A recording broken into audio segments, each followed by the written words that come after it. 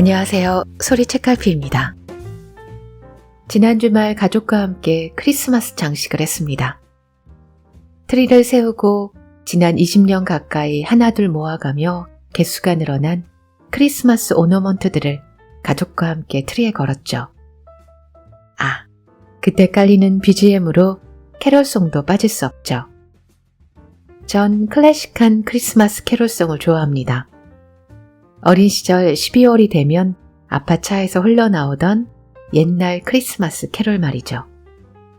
버터를 잔뜩 머금은 듯한 빈 크로스비나 프랭크 시나트라의 캐롤을 듣고 있자면 제 어린 시절 크리스마스의 추억이 몽글몽글 떠오른달까요? 시간이 참 빠르네요. 여러분도 12월의 마무리 알차게 하시고 2024년 새해 계획도 조금씩 세워보시면 좋겠네요.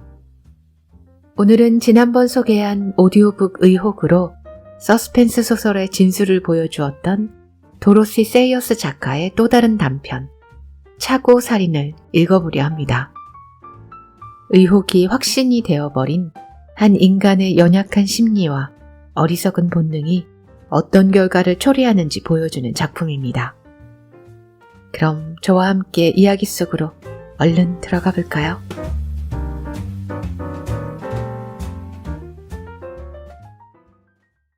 기차가 카알라일을 출발한 후 펜더는 소설 목사간 살인사건을 읽기 시작했다. 책을 읽는 동안 가끔씩 올려다보던 펜더의 눈은 아마 20번도 넘게 맞은편의 남자의 눈과 마주쳤을 것이다. 펜더의 얼굴이 살짝 찌푸려졌다. 이토록 가까이 앉은 누군가가 자신을 바라보고 있다는 사실은 신경 쓰이는 일이었다. 더구나 상대가 왠지 비웃는 듯한 희미한 미소를 띄우고 있다면 더더욱 말이다. 자신을 면밀히 뜯어보는 듯한 이 남자의 눈길 때문에 자신이 마음이 편치 않다는 사실이 펜더를 더욱더 짜증나게 만들었다. 펜더는 휙 하고 자세를 바꿔 앉으며 다시 시선을 책으로 돌려 소설 속 목사가 서재에서 살해당한 문제에 대하여 집중하기로 마음먹었다. 소설은 일종의 학술적이고 이론적 수법의 사건으로 제1장을 복잡하게 가득 채운 후 추론에 추론을 거쳐 마지막에는 과학적 결론에 이르는 이야기 구조였다. 소설 내용을 향한 신락 같은 흥미가 펜더의 머릿속에서 이성적 사고의 톱니에 아슬아슬하게 버티고 있었으나 그마저도 한순간에 사라지고 말았다. 펜더는 읽어내려가다 놓쳐버린 내용을 2번씩이나 다시 확인하기 위해 앞 페이지로 되돌아가야만 했다. 그러다가 펜더는 깊은 추론이 진행되는 부분에서 아무런 뜻도 파악하지 못한 채 눈으로만 따라가고 있음을 깨달았다. 펜더는 더 이상 살해당한 목사에 대해 집중하고 있는 것이 아니었다. 맞은편에 앉은 남자의 얼굴이 점점 더 펜더의 마음속 깊이 자리 잡고 있는 중이었다. 이상한 얼굴이라고 펜더는 생각했다. 남자의 생김새 자체에서 이렇다 주목할 만한 것이 있진 않았다. 펜더가 묘하게 위축되는 듯한 감정이 든 건 그 남자의 표정 때문이었다. 뭔가 비밀스러운 느낌을 풍기는 남의 약점이 될 만한 것을 다 알고 있다는 듯한 얼굴이었다. 입술은 약간 비틀어지고 가장자리는 꼭 다물어져 안으로 말려 들어가 있어 마치 그는 마음속으로 감추어진 어떤 비밀을 속으로 즐기고 있는 듯 보였다. 태없는 코안경 너머의 두 눈은 기묘하게 반짝이고 있었는데 그것은 아마 안경 유리에 반사된 빛 때문일 것이다. 펜더는 이 남자의 직업이 무엇일까 궁금해졌다. 그는 짙은 색의 정장을 입고 있었고 레인코트와 중절모자 차림이었다. 나이는 대략 50세 정도.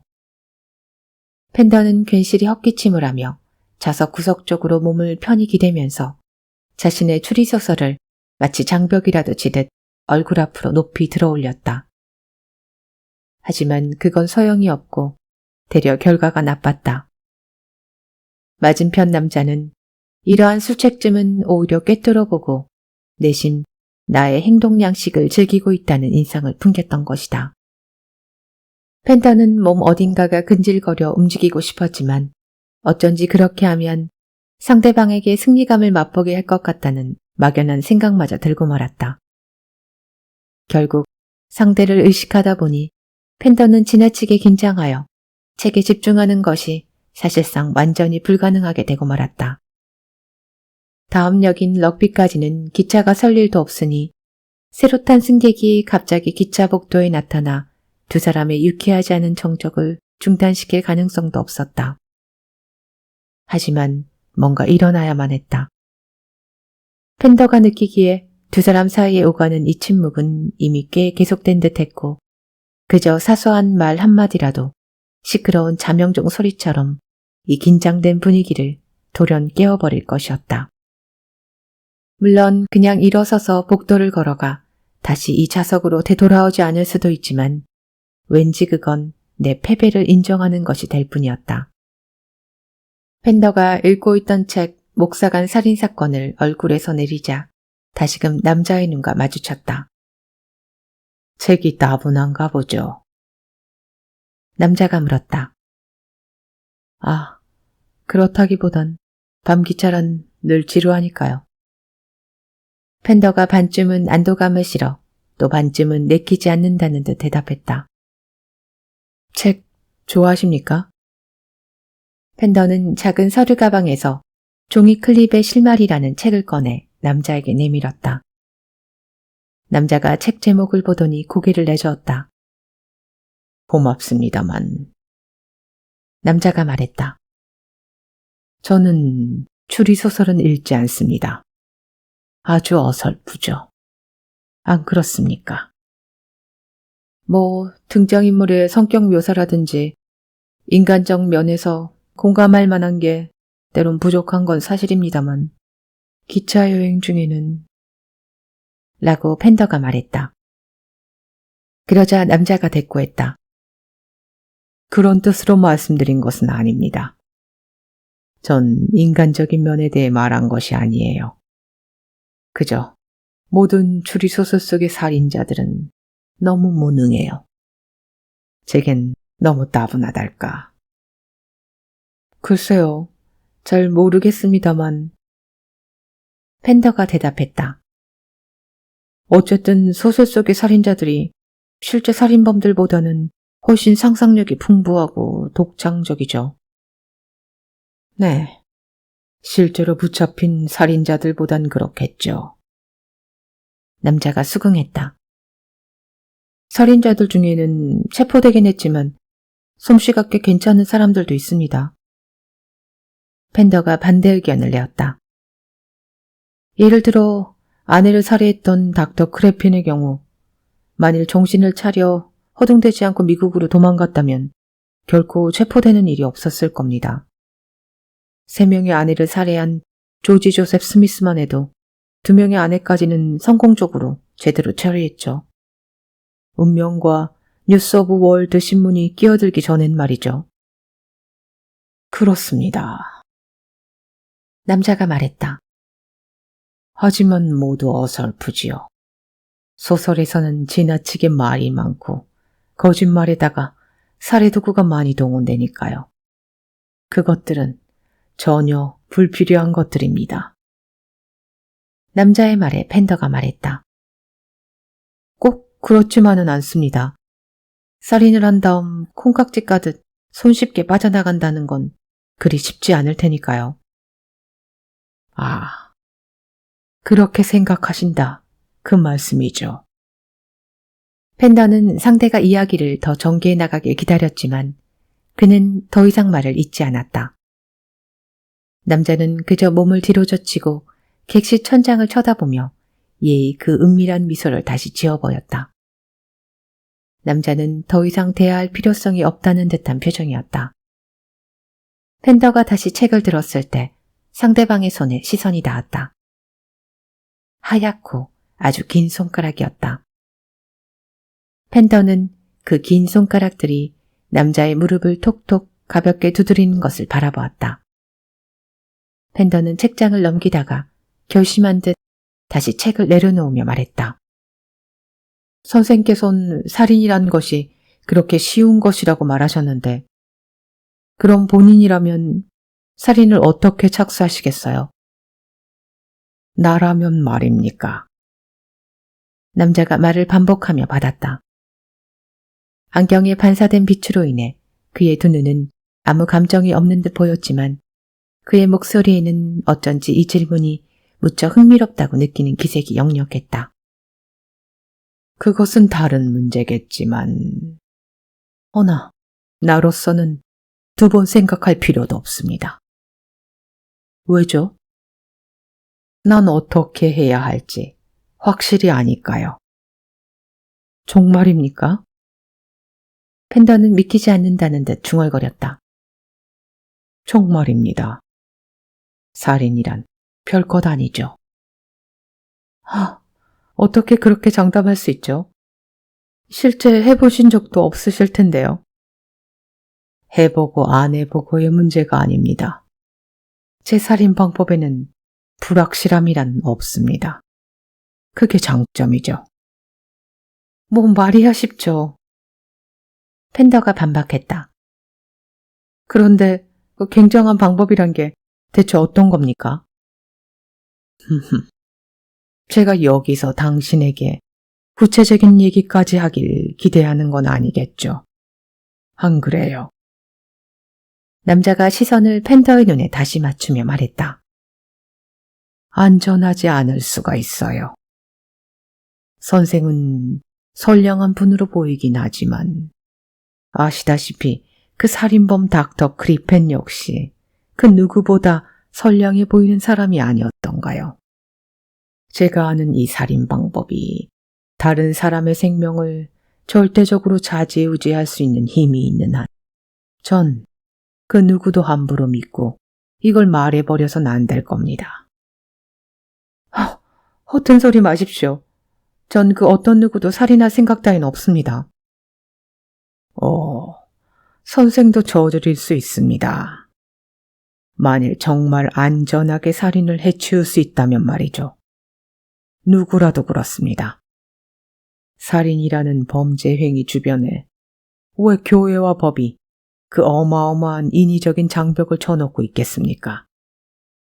살인이야말로 인간에게 있어 쉽게 저지를 수 있을 법한 범죄이며 어쩌면 숨쉬기만큼이나 자연스러운 것이기 때문이 아니겠소. 정말 터무니없는 말이로군요. 펜더가 부드럽게 언성을 높였다. 선생도 그건 말이 안 된다고 생각하시지요. 그렇죠. 하기야, 세상 거의 모든 사람이 말은 선생처럼 하겠죠. 하지만 난 사람들 말은 믿지 않습니다. 다나톨 황산염을 어떤 약국에서든 2펜스 정도에 쉽게 살 수 있는 상황이라면 살인쯤이야. 무슨 황산염이요? 펜더가 쏘아붙일 듯 물었다. 내가 뭔가 털어놓으리라고 생각하신 모양이군요. 그 약품으로 말하자면 이것저것 한두 가지를 혼합해 만든 것인데 그 화학재료 모두 흔해 빠진 것이고 값도 싸죠. 9펜스 정도면 내각 전체를 독살시킬 수 있을 정도의 양도 만들 수 있을 텐데. 그리고 장관들을 모두 죽이는 것쯤이야 어쩜 범죄가 되지 않을지도 모르죠. 물론 한꺼번에 장관들 모두를 죽이면 안 되겠죠. 같은 날 장관 모두가 욕실에서 동시에 죽는다면 그것 또한 이상하게 보일지 모르니까요. 욕실이요? 왜 욕실에서 죽나요? 그것이 작용되는 방식입니다. 그 약의 효력을 발휘하게 만드는 것이 바로 뜨거운 물이거든요. 약을 먹은 후 몇 시간 내지 며칠 안에 나타납니다. 아주 간단한 화학작용이고 시신 검사를 해도 아무것도 드러나지 않아요. 그냥 심장마비처럼 보입니다. 펜더는 남자를 불편해진 마음으로 바라보았다. 그의 미소가 마음에 들지 않았다. 비웃는 듯한 왠지 득이만만하고 기세등등한 미소였다. 꼭 집어 표현하기 힘든 아주 기분 나쁜 미소랄까. 그런데 말입니다. 남자가 주머니에서 파이프를 꺼내 속을 채우기 시작하며 말을 계속이었다. 욕조에서 사람이 죽은 채 발견되었다는 기사가 얼마나 자주 눈에 띄는지 아주 이상할 정도입니다. 그저 세상 흔히 일어나는 사고처럼 말이죠. 그러니 이 살인법이 아주 구미가 당기죠. 아무튼 살인에는 매혹적인 것이 있어요. 사람의 마음속에서 점차 계속 자라나고 마는 바로 그런 것이 분명할 겁니다. 어쩌면 그럴지도 모르죠. 펜더가 자기도 모르게 수긍했다. 남자가 다시 말했다. 13명의 가족과 친지를 살해한 의사 파머의 경우를 보십시오. 그리고 15명을 연쇄살인한 거시나 고드프리트의 경우도, 그리고 아내를 독살한 암스트롱이란 변호사도. 그래서 나는 이 방법이 그 누구의 손에도 절대 들어가선 안 된다고 생각하죠. 선생같이 도덕적인 젊은이조차 나는 결코 믿지 않는다오. 길고 하얀 손가락으로 남자는 담배를 눌러 파이프 모리통을 단단히 채우고는 성냥을 켰다. 그렇다면 선생은 어떻습니까? 펜더가 당혹스러워하며 물었다. 누구나 알기만 하면 쉽게 살인을 마음먹고 저지를 법한 방법이라 그걸 그 누구에게도 믿고 알려줄 수 없는 살인법이라면 그걸 알고 있는 선생 자신은 어떻습니까? 나의 경우요. 그래요. 당신 말이 맞습니다만 지나버린 일을 갖고 기도해봐야 소용없다는 말이 있지 않소. 내가 이미 이 방법을 알게 됐으니 아는 걸 다시 모르는 상태로 돌이킬 수는 없는 것 아니겠소. 불행한 것이긴 하지만 어쩔 수 없습니다. 하지만 적어도 내가 유감스러운 일을 하지 않으리라는 것은 당신이 안심하셔도 좋습니다. 이런, 벌써 럭비에 도착했군요. 나는 여기서 내려야 합니다. 럭비에서 볼 일이 좀 있거든요. 남자는 좌석에서 일어나 몸을 흔들며 레인코트의 단추를 채운 후 그 안경 위로 낡은 중절모를 더욱 깊이 눌렀었다. 기차가 서서히 속력을 늦추더니 멈추었다. 짧은 인사와 함께 예의 인매가 삐뚤어진 미소를 띄우며 남자가 럭비역에서 내렸다. 펜더는 남자가 빠른 걸음으로 가스등 불빛을 뒤로하며 가랑비 속으로 사라지는 것을 바라보았다. 약간 미친 모양이야. 펜더는 이렇게 중얼거렸다. 이내 이상스럽게도 마음이 편해졌다. 다행이야. 이제 객실을 나 혼자 독차지하게 됐네. 펜더는 목사간 살인사건을 다시 집어들었으나 여전히 소설 내용에는 집중하지 못하고 헤매고 있었다. 남자가 말한 약품 이름이 무엇이었지? 하지만 도무지 생각이 나지 않았다.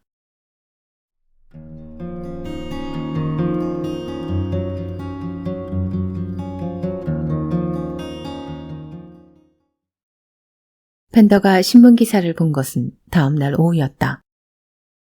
점심을 먹으며 읽으려고 스탠다드 일간지를 샀는데 욕조라는 단어가 눈에 들어왔다. 아주 짧은 기사였기에 그 단어만 아니었다면 펜더는 그 기사를 놓쳤을 것이다. 부유한 제조업자가 욕조에서 죽다.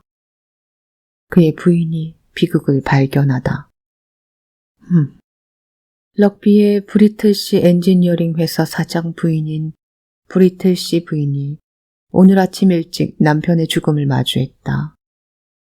1시간 전에만 해도 건강하게 살아있던 남편이 아침 식사에 내려오지 않자 부인은 남편을 찾다가 욕실문이 닫힌 걸 보고 열고 들어갔고 남편이 욕조에 누운 채 죽어있는 걸 발견했다. 의료진에 의하면 숨이 끊어진 지 30분이 지난 후였다고 한다. 사망 원인은 심장마비로 발표되었다. 이상한 우연의 일치로군. 펜더가 중얼거렸다. 하필이면 럭비에서 말이지. 그 이름 모를 남자가 아직도 럭비에서 볼일을 보고 있다면 이 기사에 관심을 가질만 하겠는데. 그나저나 그 남자는 대체 뭘 하는 사람일까? 아주 흥미로운 사실은 당신의 관심이 어떤 특정한 상황에 쏠리기 시작하면 그러한 상황이 당신 주변에서 계속 출몰한다는 것이다. 예를 들어 당신이 맹장염에 걸렸다고 하자. 즉시 신문은 맹장염으로 고통받는 정치가들과 맹장염으로 죽어가는 사람들 이야기로 채워진다. 그리고 당신이 알고 있는 모든 사람들이 맹장염을 앓았거나 그 사람들에게 맹장염을 앓았던 친구가 있거나 아니면 당신보다 놀라울 만치 맹장염에서 빨리 회복한 친구가 있거나 한다. 그리하여 일반 잡지를 펴봐도 맹장염의 치료가 현대 외과 수술의 업적이라는 기사가 꼭 눈에 띄고 과학 논문을 보아도 인간과 원숭이의 충혈돌기를 비교하는 대목을 꼭 마주치게 된다. 아마도 이 맹장염에 관한 얘기들은 언제나 있었던 것이겠지만 당신의 마음이 그 주제를 다루고 있을 때만 그것들이 눈에 띄기 시작하는 것이다. 어딜 가나 욕조 사건이 펜더를 따라왔다. 거기다 사건은 항상 똑같은 배열이었다. 뜨거운 욕조물 속에서 사망한 시신이 누군가에 의해 발견되고 의사는 사건을 규명한다. 그리고 항상 똑같은 의학적 견해. 너무 뜨거운 물에 들어가서 심장마비가 일어났다는 것이다. 이제 펜더에겐 뜨거운 목욕물에 들어가는 것 자체가 거의 안전하지 않은 것으로 보였다. 그러자 그 자신도 점차 욕조물을 시켜 사용하게 되었고 그러다 보니 욕조 목욕이 즐길만한 일이 아니게 되고 말았다. 펜더는 매일 아침 기사를 읽기 전에 우선 신문에 욕조 목욕에 관한 것이 있나 하고 큰 제목들만 먼저 훑어보는 게 습관이 되었다. 그래서 한 주 동안 뜨거운 목욕물 비극 사건이 없이 지나가면 안도하면서도 동시에 약간 실망하기도 하는 것이었다. 같은 방식으로 일어난 갑작스러운 사망사고 기사 중 하나는 젊고 아름다운 여성의 죽음이었다. 남편이 화학 분석자라는 부부는 몇 개월 전 이혼을 하려고 했으나 목적을 달성하지 못했다. 검지관은 남편에게 살인 혐의를 두는 것처럼 보였고 남편은 혹독한 반대신문을 겪어야만 했다. 하지만 의사의 증언 외에 다른 증거를 찾아내지는 못했다. 펜더는 있을 법한 가능성을 공상하며 사건을 되짚어보고 단 하루도 빼지 않고 매일매일 기차 안에서 그 이상한 남자에게서 들었던 약품의 이름을 기억해낼 수 있기를 바랬다. 그러다가 펜더 자신이 사는 인근에 흥분할 만한 사건이 발생했다. 펜더의 집에서 모퉁이 하나만 돌면 되는 집에 가정부와 홀로 살고 있던 연로한 스키밍스 씨가 욕실에서 죽은 채 발견된 것이었다. 스키밍스 씨는 심장이 원래 좋지 않았다. 가정부는 이러한 일이 언젠가는 생길지 알고 있었다고 우유 배달부에게 말하곤 했다는데 그건 노인이 항상 너무 뜨거운 물에 목욕을 했기 때문이었다. 펜더는 노인의 사인 규명 신문 재판에 참석했다. 가정부가 증언했다. 고용주였던 스키밍스 씨는 정말 다정한 분이었으며 가정부는 그의 죽음을 진심 슬퍼하고 있었다. 스키밍스 씨가 그렇게 많은 재산을 가정부에게 남겼다는 사실을 그 가정부는 전혀 모르고 있었고 그것은 그저 고인의 따뜻한 마음씨의 표시일 뿐이었다. 신문 재판의 판결은 사구사였다. 펜더는 그날 저녁 여느 때와 같이 개를 데리고 산책을 나갔다. 하지만 걷는 도중 호기심이 일어 그는 고인이 된 스키밍스 씨의 집 앞을 지나가기로 했다. 근처를 서성대며 텅 빈 유리창을 올려다볼 때 정원문이 열리며 한 남자가 나왔다. 가로등 빛으로 펜더는 그 남자를 즉시 알아보았다. 안녕하세요. 펜더가 남자를 향해 말했다. 오, 그때 그분이시군요. 남자가 대답했다. 당신도 비극의 현장을 보시려고 그런데 이 사건을 어떻게 생각하십니까? 글쎄요, 별 생각은 없습니다만, 전 돌아가신 분을 그닥 잘 모르고 지냈거든요. 그나저나 당신을 이렇게 다시 만나다니 정말 신기하네요. 그렇군요. 이 근처에 사시는 모양이군요. 네, 선생도 이 근처에 사십니까? 펜더는 이렇게 되물으면서도 속으로는 그렇지 않기를 바랬다. 저요? 아닙니다. 전 그저 볼 일이 있어서 이곳에 왔을 뿐입니다. 지난번 기차에서 만났을 땐 럭비에 일이 있다고 말씀하셨죠? 두 사람은 보조를 맞춰 걸으며 펜더가 집에 가려면 돌아야 하는 모퉁이를 향해 천천히 걸어갔다. 그랬었죠. 남자가 수긍했다. 저는 일 때문에 전국을 돌아다닙니다. 다음 도착지가 또 어디가 될진 알 수가 없죠. 선생께서 럭비에 계실 때 브리틀 씨가 욕조에서 죽은 채 발견됐죠. 펜더가 무심코 물어보았다. 그래요. 우습게도 그런 우연의 일치가 있었죠. 남자는 번뜩이는 안경 사이로 곁눈질하며 펜더를 쳐다보았다. 그 제조업자의 많은 재산은 부인 차지가 되었죠. 부인은 이제 부자가 됐습니다. 죽은 남편보다 훨씬 젊고 아름다운 여자였죠. 마침 두 사람은 펜더의 집 앞을 지나고 있었다. 안으로 들어가 저와 한잔 하시겠습니까? 펜더가 남자에게 제안했지만 말을 뱉은 바로 그 순간 펜더는 자신의 충동적인 제안을 후회했다. 하지만 남자는 제안에 응했고 두 사람은 혼자 살고 있는 펜더의 집 서재로 함께 들어섰다. 최근에 욕실 사망 사건이 꽤 많이 있었다는 게 참 놀랍죠?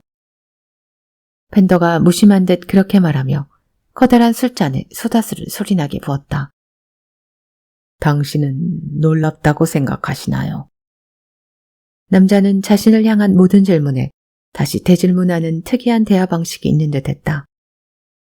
사실 그것은 꽤나 대화 상대를 자극하는 말투이기도 했다. 남자가 말했다. 글쎄요, 난 잘 모르겠습니다만 욕실 사망 사건은 꽤 흔한 것이기도 하죠. 네, 당신과 기차 안에서 나누었던 대화 때문에 전 더 그런 류의 사건에 주목하게 된 것 같습니다. 펜더가 약간 어색해하며 웃었다. 선생이 전에 말했던 그 약품을 알고 있는 또 다른 사람이 있을지 전 그게 궁금하네요. 우연히 그런 사람이 또 있을 수도 있으니까. 그런데 그 약품 이름이 무엇이었죠?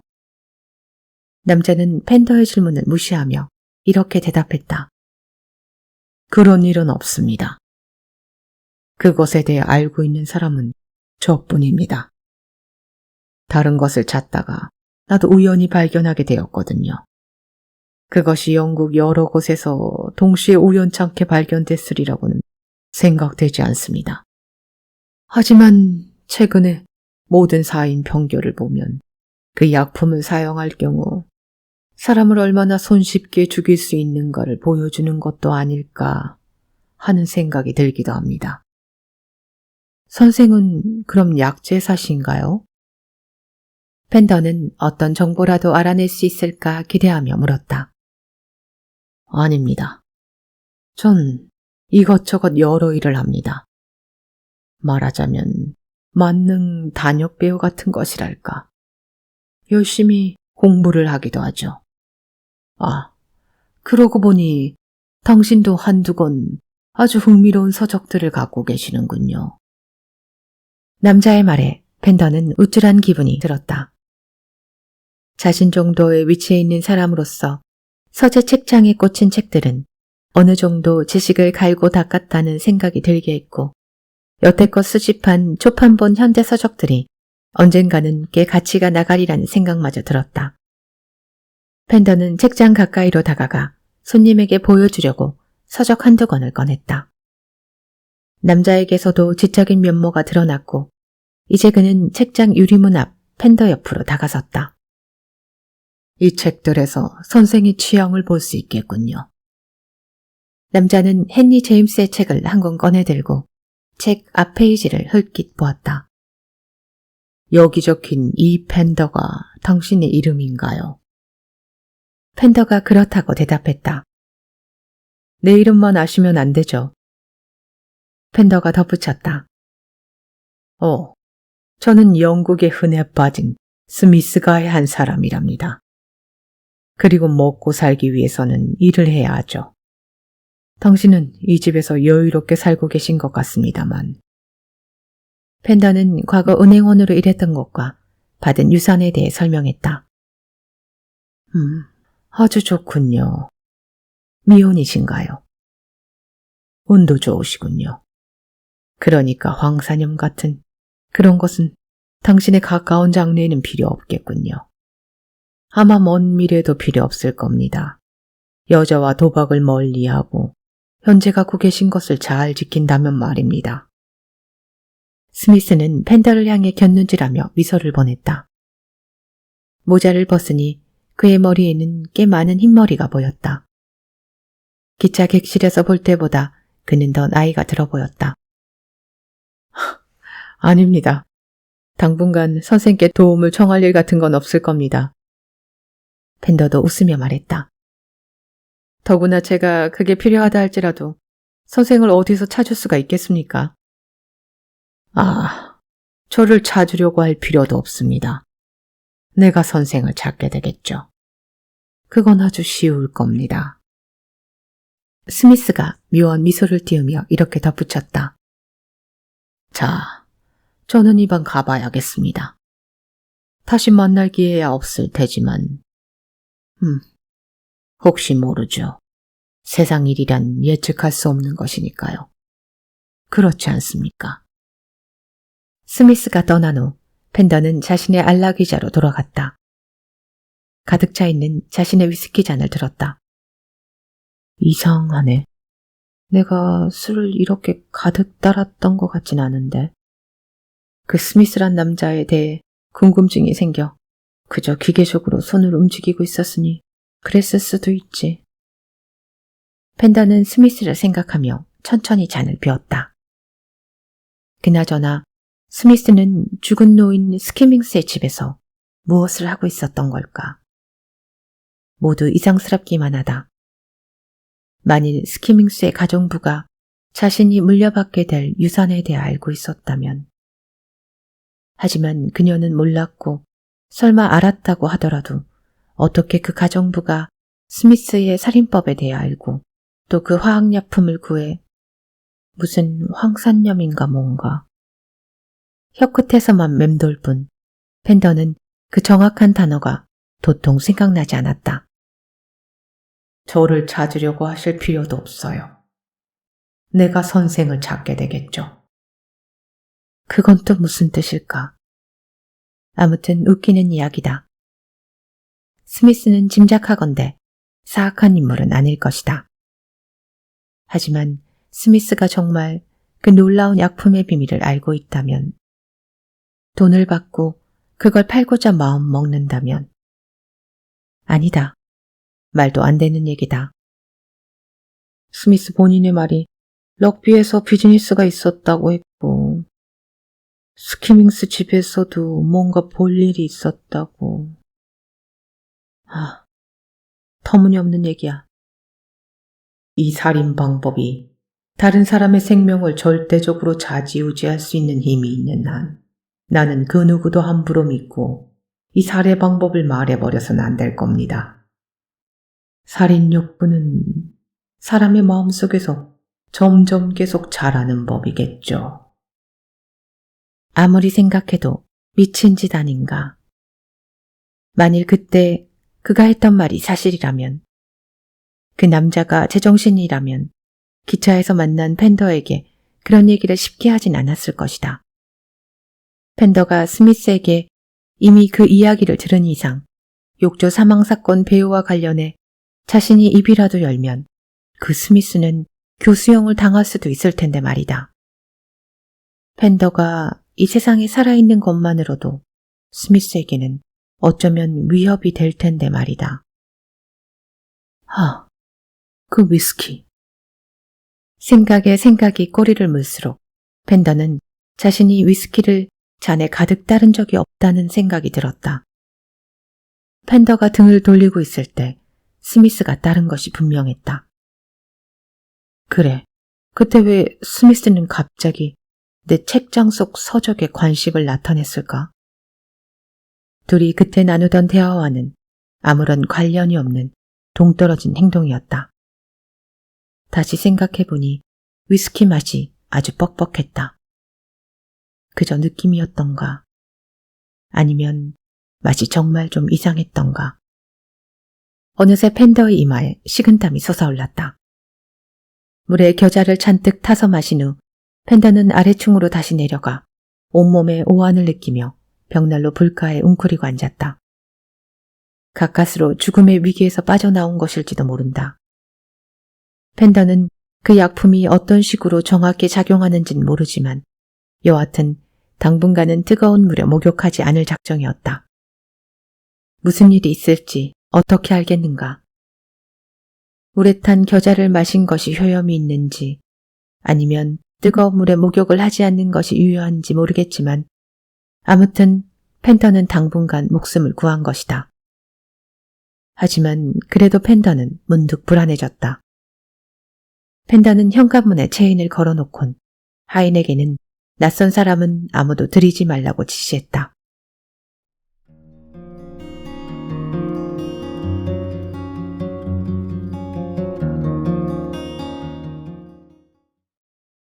일요일 아침, 펜더는 뉴스 오브 월드와 다른 신문 2개를 더 주문해서 유심히 기사를 살펴보았다. 욕조 사망 사건이 펜더에게는 이제 무엇보다 대단한 관심사가 되었다. 펜더는 서적 초판본 수집은 뒤로 밀어놓고 한동안 사망사건 신문 재판에 참석하기로 했다. 3주 후에 펜더는 링컨에 갔다. 링컨시의 터키탕에서 한 남자가 심장마비로 죽었기 때문이었다. 비만에다 몸을 많이 움직이는 사람이었다. 배심원들은 사고사라는 편결 외에 목욕업소에게는 목욕하는 손님에게 좀 더 세심하게 감독하고 뜨거운 방에 관리인 없이 손님들만 있어서는 안 된다는 추가 조치를 덧붙였다. 펜더가 재판이 열린 건물 복도에서 밖으로 나오자 앞쪽에 있는 낯익은 모자가 눈에 들어왔다. 펜더는 그 모자를 향해 달려가 택시에 오르려는 스미스를 붙잡았다. 스미스 씨. 펜더가 약간 숨가쁜 목소리로 소리치며 스미스의 어깨를 와락 잡았다. 오, 또 당신이군요. 스미스가 말했다. 사건에 대해 관심을 갖게 된 모양이군요. 내가 도움을 드릴 만한 게 있는 건가요? 이 사악한 인간 같으니. 펜더가 말했다. 당신, 이 사건과 관련이 있지. 일전엔 나를 죽이려고 했고. 내가 왜 당신을 죽이겠소? 아니, 당신은 교수형을 당해야 해. 펜더가 위협적으로 소리질렀다. 사람들이 하나둘 모여들자 경찰관이 다가왔다. 무슨 일입니까? 스미스가 심각하다는 듯 자신의 손에 이마를 짚었다. 아무 일도 아닙니다. 이 신사는 내가 여기 할 일 없이 얼쩡거리는 것으로 생각하는 모양입니다. 여기 내 명함이요. 검시관도 나를 잘 알고 있어. 이 신사가 내게 갑자기 덤벼들었어요. 잘 감시하는 게 좋을 겁니다. 네, 그 말이 맞아요. 구경하던 사람 하나가 거들었다. 아닙니다. 이 남자가 나를 죽이려고 했습니다. 펜더가 소리쳤다. 명함을 내려다보던 경찰관이 말했다. 그런 걱정은 마십시오. 뭔가 잘못 생각하신 것 같군요. 아무래도 재판안의 열기가 선생을 좀 혼란스럽게 한 모양입니다. 아니요, 난 저 사람을 고발해야겠습니다. 내가 선생이라면 그렇게 하지 않겠습니다. 경찰관이 이렇게 말하자 펜더가 다시 소리쳤다. 아니에요. 이 스미스란 사람이 나를 독살하려고 했어요. 그리고 이자는 살인자입니다. 많은 사람을 어떤 약품을 먹여 죽였다고요. 그러자 경찰관이 스미스를 향해 눈을 찡긋거리며 말했다. 그만 가시는 게 좋겠습니다. 이 신사 양반은 내가 알아서 할 테니 말입니다. 그리고 젊은 양반, 진정하고 들으세요. 경찰관이 펜더의 두 팔을 단단히 잡으며 말했다. 저 신사분의 이름은 스미스나 그 비슷한 것도 아닙니다. 당신이 뭔가 크게 착각하신 것 같습니다. 그럼 저 사람 이름이 뭡니까? 펜더가 물었다. 그건 선생이 알 바가 아니고요. 저분은 그냥 놔두십시오. 그렇지 않으면 선생이 곤란해질 겁니다. 스미스를 태운 택시가 떠났다. 펜더는 자신 주변을 둘러싸 재밌어하는 얼굴들을 흘낏 쳐다본 후 단념한 듯 이렇게 말했다. 좋습니다, 경찰관. 지금 여기서 말썽을 부릴 생각은 없습니다.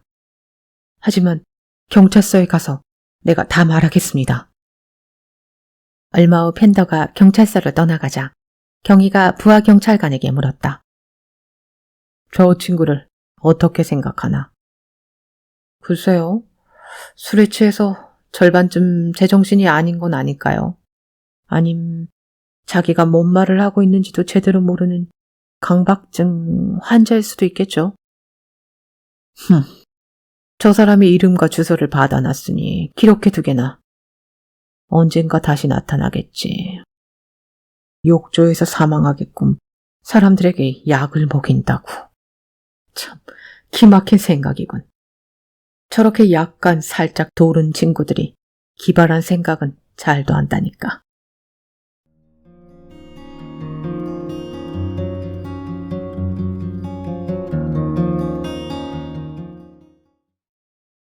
그의 봄 기후는 무척이나 좋지 않았다. 춥고 안개가 자주 끼었다. 펜더가 데퍼드시에 사망 신문 재판에 간 것은 3월이었는데 마치 11월처럼 짙은 안개가 덮여 있었다. 쌀쌀한 기운이 뼛속 깊이 파고들었다. 바깥에 뿌연 안개와 누렇고 어둑어둑한 가스 등과 더불어 우중충하게 좁은 신문법정에 앉아있는 펜더는 참석한 증인들마저 알아보기 힘겨웠다. 법정 안의 모든 사람들이 기침을 하고 있는 것 같았다. 펜더 역시 기침을 했다. 뼈마디가 저려오며 펜더는 곧 한 차례 독감을 치를 것 같이 느껴졌다. 시선을 집중하자 반대편에 앉은 한 얼굴이 펜더의 시야에 들어왔는데 사방 틈바귀로 새어들어오는 안개가 펜더의 눈을 따끔거리게 소화되어 제대로 확인할 순 없었다. 펜더는 외투 주머니를 만져보고 그 안에 두텁고 묵직한 것을 손으로 오붓이 감싸 안았다. 링컨시에서의 그날 이후 펜더는 안전을 위해 무장을 하고 다니기 시작했다. 리볼버는 아니고 펜더는 총과는 거리가 멀었다. 그저 작고 단단한 모래주머니가 훨씬 더 나았다. 펜더는 이것을 수레를 끄는 늙은 행상에게서 구입했다. 원래 문틈으로 바람이 들어오는 것을 막는 데 사용되는 것이었다. 또다시 어쩔 수 없는 사고사라는 편결이 나왔다. 방청객들이 밖으로 몰려나가기 시작했다. 펜더 역시 반대편 쪽에서 본 그 남자를 놓치지 않으려면 서둘러야 했다. 연발 사가의 말을 되뇌이며 펜더는 사람들을 밀치며 앞으로 나아갔다.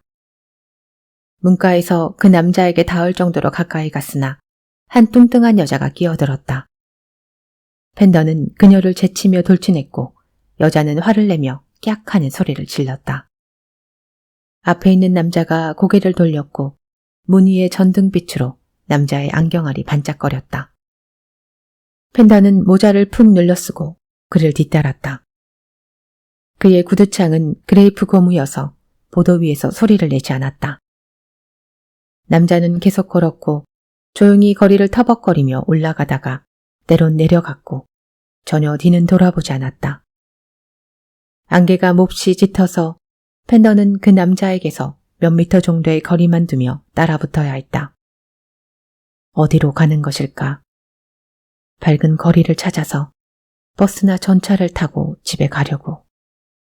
아니었다. 남자는 왼쪽으로 방향을 바꾸어 좁은 길을 내려갔다. 그곳은 안개가 더욱 짙었다. 펜더는 더 이상 자신의 목표물을 볼 수 없었지만 여전히 앞에서 똑같은 속도로 걷고 있는 발걸음 소리가 들려왔다. 이제 펜더에게는 세상에 두 사람만이 존재하는 듯했다. 쫓기는 자와 쫓는 자, 살인자와 살해당할 뻔한 자. 길이 좀 더 가파라지기 시작했다. 아마도 강 근처로 온 것 같았다. 갑자기 흐릿한 집들의 모습이 길 양쪽에서 사라졌다. 열린 공간이 나타나며 가운데 가로등이 흐릿하게 보였다. 발걸음이 멈춰섰다. 펜더가 조용히 뒤따라가자 남자가 가로등 밑에 서 있는 것이 보였다. 그는 수첩에서 무언가를 꺼내 보고 있었다. 어쩌면 펜더가 뒤따르고 있는 걸 알아챈 것일지도 모른다. 이제 겨우 4걸음. 펜더는 아주 가까이 남자에게 다가섰다. 그리고 외투 주머니에서 작고 단단한 모래주머니를 꺼냈다. 그때 남자가 그를 쳐다보았다. 이번에는 내가 너를 잡았다. 펜더가 이렇게 말하며 온 힘을 다해 힘껏 내리쳤다.